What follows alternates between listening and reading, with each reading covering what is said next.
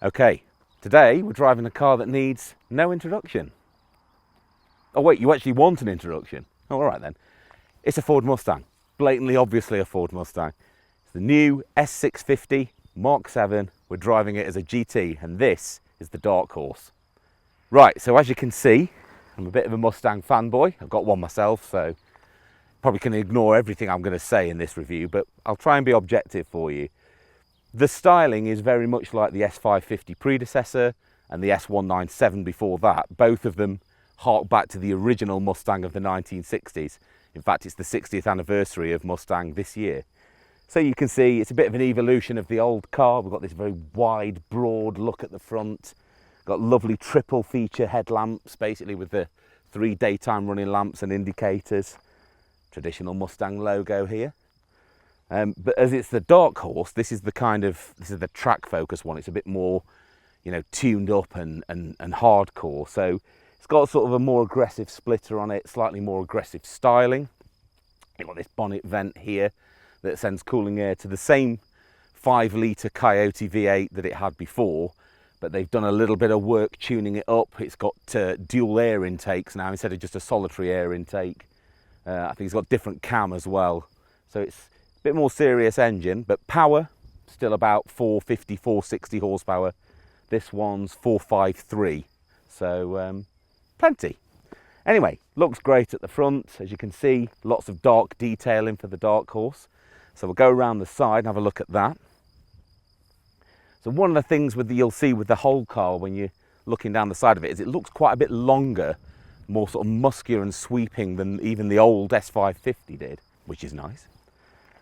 Again, Dark Horse has got the 19-inch wheels, sort of dark finish on those. This is the Dark Horse logo here. New little horse face logo here. Deeper side sills. I mean, if you don't know what a Ford Mustang Coupe looks like by now, have a look at this one and it'll give you a good idea. But generally, fabulous looking car. So we'll move down at the back and have a look at the styling as you move further down the car. You've got this very big haunch on the side of a Mustang. That's quite a feature.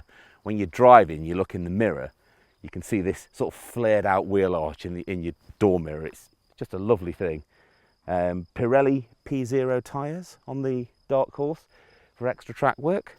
So yeah, it's a good looking car, isn't it? I mean, it's a fabulous looking car. It's big, loads of presence, really mean. Again, I'm a fanboy. Perhaps don't listen to me, but I think it's wonderful. So shall we have a look at what's going on around the back? I mean, if you don't know anything about cars, you don't need to look at this and go, yeah, that's a serious piece of kit. So you've got the big spoiler. This is specific to the Dark Horse. The GT doesn't have this. Again, Dark Horse logo rather than the Mustang Galloping Horse. Big quad exhausts. So this has got the active exhaust on it like the Mach-E had in the previous S550. Just a little name drop there because that's what I own. But generally, familiar Mustang look again. We've got these triple blade lights here. That's been a Mustang feature since the first generation. And it's something that they keep going. So one thing they've done here is they've put a deeper cut into the back of the car. And what that does is when you're around the side, it gives the car more of an impression that it's moving even when it's standing still. So that's quite a difference from the car it immediately supersedes. But even with that, you can see quite obviously it's a Mustang and it just looks absolutely superb. Right, the key part of any Mustang, the V8. No 2.3s anymore because they found basically with the old one, everyone was buying a V8 engine anyway. And you absolutely should be buying a V8. It's a Ford Mustang. I know there's environmental concerns, but we'll skip over those. So it is still the Coyote V8 from the previous generation, the 5-litre, fabulous engine this, really, really good V8 actually. Underrated in my opinion because it's got all the low-down torque that you normally get from an American engine, big V8, all that burble and lovely sound at sort of up to 3,000 RPM, but it really likes to rev, this engine. You can take it out to 7,400 RPM and it's a real masterpiece in that regard. But it has actually changed in this generation, so they've fitted it with dual air intakes rather than a single one now. They've done all those certain tweaks to it, especially for this Dark Horse model, which has got a little bit more power than the GT. This one's got 453 horsepower. The GT's got 446, so they're both about where they were previously. But it's, you know, it's a fabulous engine. One of the great things about it, as we'll see when we get in this car, is that you can still have it mated to a manual 6-speed gearbox, the Tremec gearbox in this case. So you're talking about a 5-litre V8, naturally aspirated, rear-wheel drive coupe with plenty of power, loads of noise, a manual gearbox. You just can't get that kind of combination anymore. And one final nice touch in here, as this is the Dark Horse, this fabulous strut brace going across here with the new Mustang Dark Horse logo in there. I mean, not as yet, it doesn't have the credibility of something like Mach-E or Boss or GT350 or GT500, which are all really famous Mustang nameplates, but I think it might get there eventually. Okay, so we're inside the Mustang now. So they did a lot of market research with the previous generation, the S550, and it transpired that people did want a greater amount of digital content in their car. They want increase in quality as well, so it kind of goes hand in hand. And hence the huge change in this car is this massive widescreen display in the centre here. Kind of ties it in a little bit with the Mach-E, the electric model, but it also just brings this much higher level of technology than the old car had, which had the twin tube digital dials and a very small Sync 4 screen here. So you've got a 12.4 inch digital cluster there and a 13.2 inch infotainment system here. They sort of bleed into one big panel. It's quite a nicely done job. Works okay.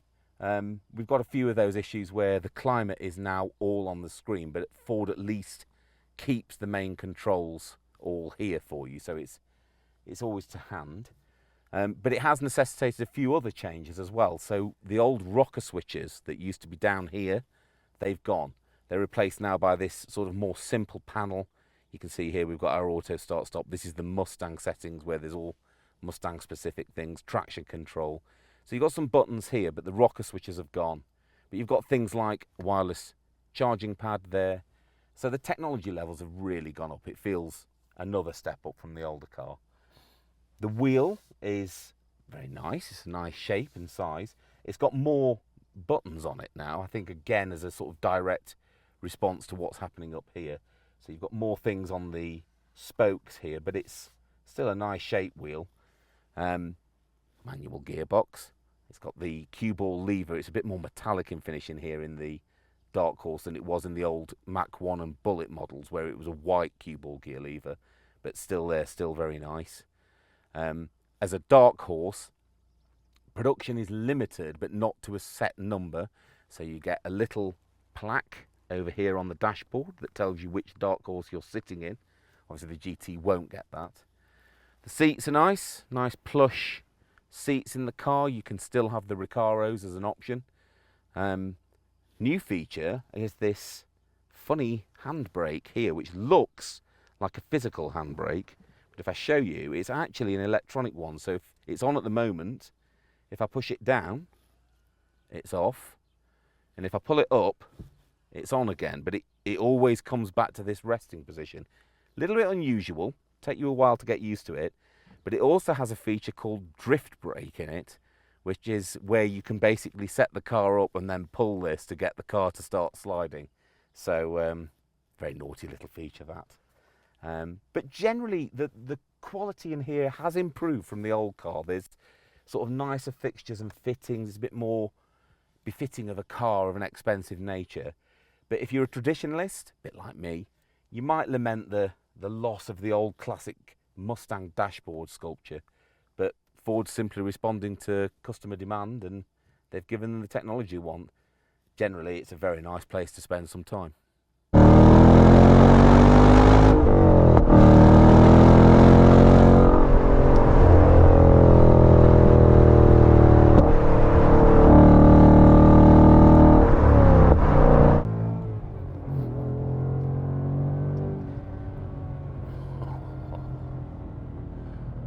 Wow.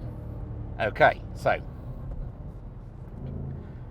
we are now in the Dark Horse. So S650, The simplest way of summing this up is that they have basically taken the old S550 and they've sharpened it a little bit. So even the GT, 446 horsepower, is a little bit more focused than it was before. They've played with the Magna-Ride dampers, they've sorted out the steering, just giving it a little bit more focus. But obviously the Dark Horse is kind of the track special one. So it has different mapping for its Magna-Ride dampers, and in sport and track mode, there's 6 different modes you can choose from in a Mustang. But in sport and track mode, it's even more focused and hunkered down to the road than the GT would be. But in general, it's the same concept that we've had in the Mustang. If you want a 5-litre V8, normally aspirated, rear-wheel drive coupe that you can still get with a manual box, and it's reasonably affordable, not inexpensive, but reasonably affordable, there is no other option. There's nobody else does this. BMW don't do it anymore, Audi don't. It's this or nothing.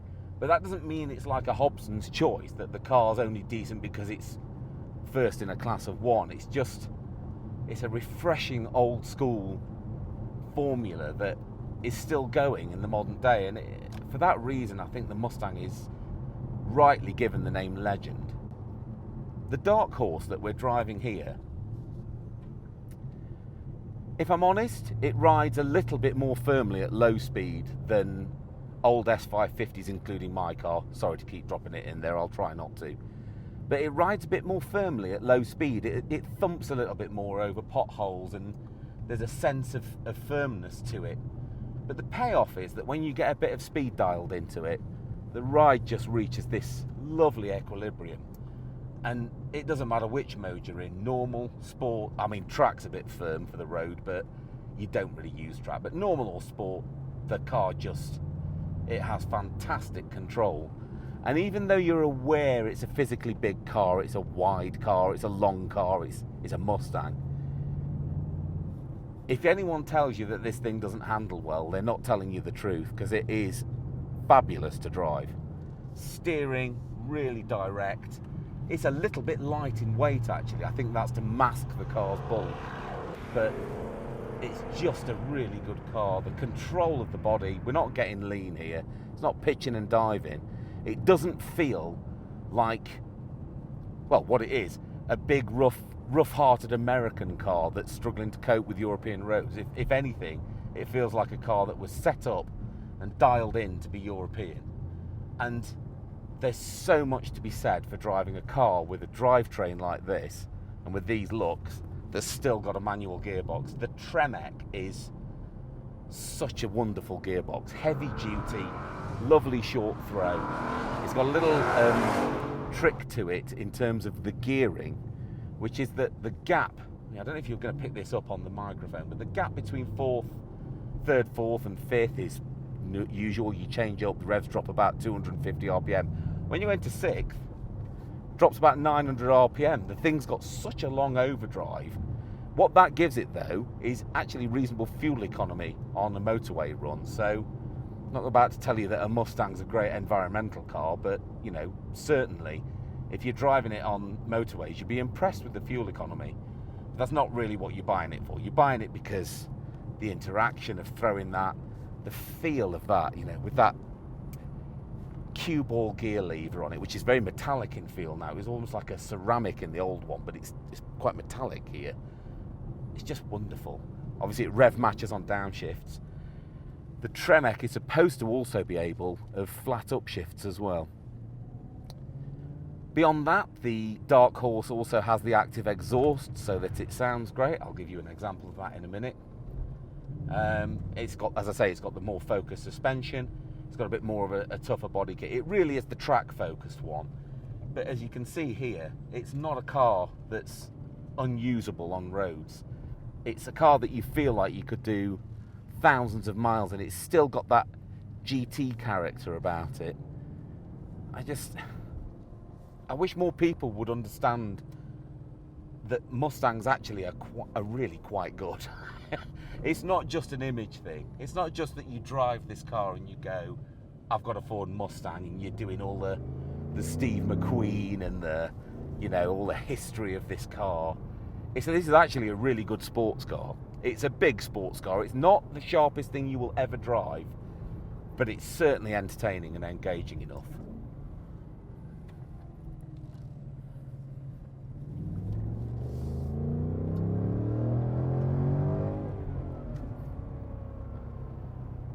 They've also uprated the brakes on this generation, so all cars now get 6-piston Brembo calipers at the front. Previously it was 4-piston. But I mean, you know, they're strong, they bite well, but that was never really a weak point of the Mustang anyway.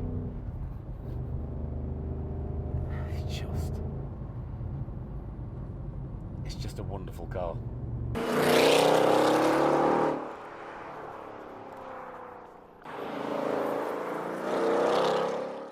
Right, so engine, let's talk about this engine. 5 litre, like I say, 450 horsepower or thereabouts in all models. It just deserves so much credit. I mean, listen at it first of all. Soundtracks like this, they're not going to be around forever. And there's no augmentation here, by the way. There is noise cancellation in the sound system that can mask out things like wind noise and tyre noise to sort of make things better. But the actual exhaust and engine note that you can hear, all natural. Nothing enhanced, nothing fake. Just magnificent. So it's the only engine offered for the S650 Mustang. You can have it with a 6-speed manual, or you can have it with a 10-speed automatic. There's still 2 body types. There's the coupe, or the fastback, if you want to talk about it in the more traditional American term. And then there's the convertible as well. But the Dark Horse coupe only, because it's obviously a track-focused car. So Dark Horse, only the fixed top, because you want as much structural rigidity as you can get. One of the changes we talked about earlier in the interior, the rocker switches have gone from down here. So the Mustang switch is now down here. And another thing that's changed is that the drive modes are now actually on your steering wheel up here. You've got 2 buttons that say mode. And they are like a carousel. So rather than just having to press mode and cycle through the 6 settings, you can go up or down. So we've got normal, we've got sport, track, drag strip. I'm getting lovely animations in the screen, by the way, as this goes on. Slippery mode, which is for when it's raining or snowing, like slackens off the throttle and things. It's actually quite a decent mode. I've used it myself on my car. And then there's a custom setting where you can set the car up how you want. You know, you want to balance off the steering and the suspension. So we're in sport mode now. It's a little bit firmer. The steering's got a little bit more weight to it and tactility. But you can still get the car turned in. Still that feeling that it's going to push, it's going to brake from the rear before it does anything. Not a lot of understeer, heck of a lot of power, and some absolutely fabulous noise. And any V8 that can rev to 7,000 RPM, fine in my book. Such a good drivetrain in this car. It's one of those powertrains that you really are going to miss it when it's gone. So have a go in it now, you know, before it's taken away from you. Fuel economy. Do you want me to talk about fuel economy in a Mustang? I mean, I can do. Not great. As I said earlier on, the Trem-X got a nice long 6th in it. So if you're on a motorway cruising it, it's actually surprisingly frugal. But if you start enjoying it, if you bought a Dark Horse because you're on a road like this, and the sun is shining, you're just enjoying yourself. Sorry, I went all Sean Connery there. Yourself. If you're enjoying yourself, 16.9 litres per 100 kilometres. I mean, that's 20, less than 20 mpg probably. So we'll skip over that. But small price to pay for a car like this, really is. So as a Mustang fan, is the S650 perfect? Well, no. I think the low speed ride on this Dark Horse is a little bit too much. I'm looking forward to trying the GT later on to see if that's a bit softer and more compliant. But certainly this, compared to my Mach-1, is a little bit too firm in town at times, even on normal mode. And like I say, as a traditionalist, I'm not a massive fan of getting rid of the old dashboard architecture, the very traditional Mustang look, in favour of this hyper high-tech screen I've got in front of me. But I'm nitpicking, really. I mean, it's a Ford Mustang. It's a 7th generation Ford Mustang, and it's as wonderful as you expect it to be.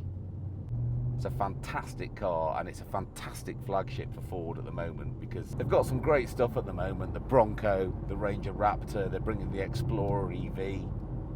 You know, really trying to bring a lot of excitement to the range. But when you've got something like this at the top of it, you've got all the excitement you need.